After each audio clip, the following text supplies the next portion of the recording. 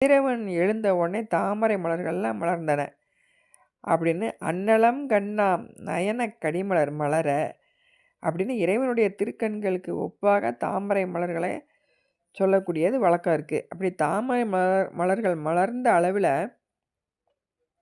அது வரைக்கும் அந்த மலர்களில் தங்கியிருந்த வண்டுகள் அந்த தேனை உண்டு உண்டு மயங்கி கிடந்த அந்த வண்டுகள்லாம் இசைப்பாடு தான்.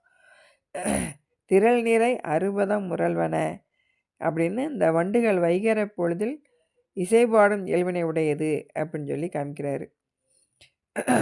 கதிரவன் கீழ் திசையை நெருங்கிய அளவில் ஒளி பரவியது என்றும், ஒளி பரவிய உடனே தாமரை மலர்கள் மலர்ந்தன. ஸோ இந்த சூரியனுடைய ஒளி பட்டவுடனே தாமரை மலர்கள் மலர்ந்துருச்சு. இந்த தாமரை மலர்கள் மலர்ந்த உடனே அதில் இருந்த வண்டுக்கூட்டுகள்லாம் இசை பாடியது அப்படின்னும், ஒரு செயலோடு ஒரு செயலை தொடர்புபடுத்தி திருவாத ஊர் அடிகள் பாடி